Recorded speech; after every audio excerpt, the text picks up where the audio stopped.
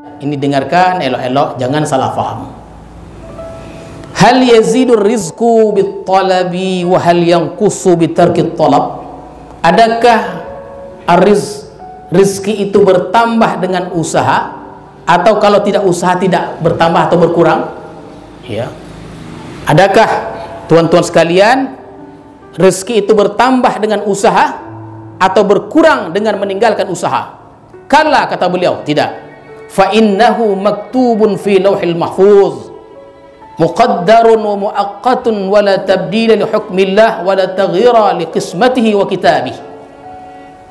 Rezeki itu sudah ditulis di lauhil mahfuz, ditakdirkan, wa muaqqatun, diwaktukan, dan tidak ada yang bisa mengganti hukum Allah, dan tidak ada yang bisa merubah bagian yang telah dibagikan Allah dan ketentuan Allah Subhanahu wa taala.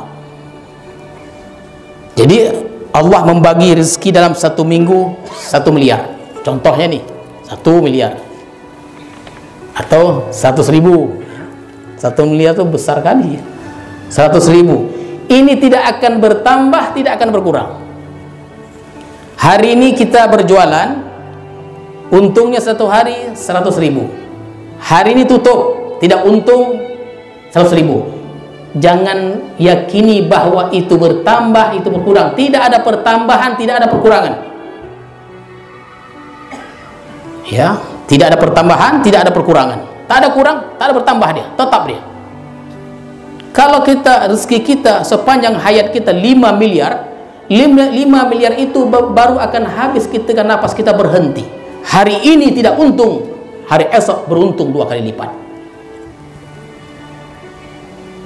Jadi untuk apa usaha kalau usaha itu tidak menambah?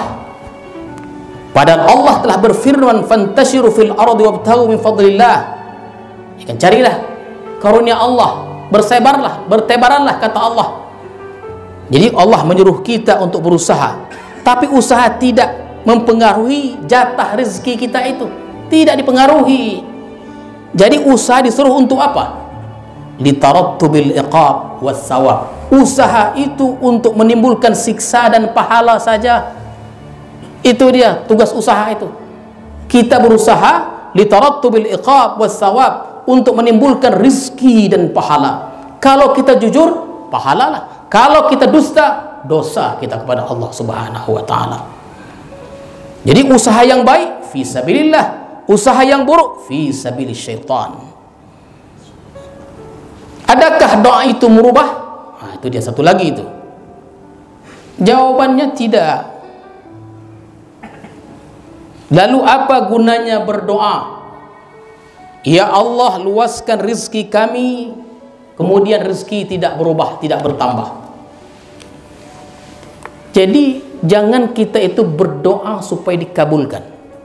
Dalam salah satu hikmahnya, doa itu fungsinya izharan lil faqri. Apa dia? Untuk menampakkan kefakiran kita kepada Allah. Itu dia, bahwa kita berhajat kepada Allah Subhanahu wa taala. Oh, kan banyak dia itu kan, bahwa doa itu akan merubah. Kita akan nanti di penghujung akan kita jelaskan itu. Jadi fungsi doa itu adalah izharan lil faqri, untuk menampakkan kefakiran kita kepada Allah.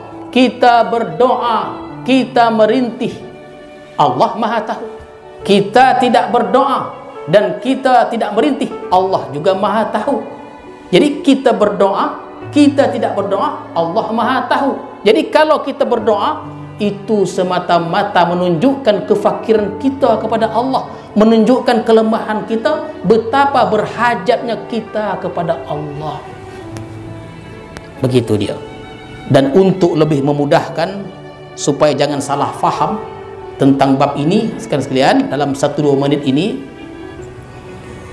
kalau dikatakan doa itu tidak merubah takdir, itu dalam pandangan Allah Subhanahu wa taala. Jawabannya 2. Jadi mengenai apakah doa bisa merubah takdir, ini masalah akidah, hubungannya dengan qada dan qadar. Itu bisa dilihat dari 2 pandangan. Ya, pandangan pertama, pandangan Allah. Pandangan Allah tidak akan berubah semenjak penciptaan sampai binasanya alam ini, sudah ditetapkan oleh Allah Subhanahu wa taala. Kalau kita berdoa, ya Allah sembuhkan fulan, sembuh dia. Ingat, takdir itu sudah mendahului doa kita, dan doa kita itu bahagian dari takdir-takdir Allah. Tapi jawabannya pandangan manusia memanglah dia berubah, tapi pandangan Allah tidak ada yang berubah. Kalau kita lapar, kita datang ke dapur, kita ambil piring, lalu kemudian kita ambil piring, kita isi nasi, kita suap. Kalau kita tidak kunyah, tidak akan kenyang kita. Itu ikhtiar namanya. Jangan sekali-kali kalau makan pasti kenyang, kalau minum pasti hilang dahaga. Jangan berkeyakinan seperti itu.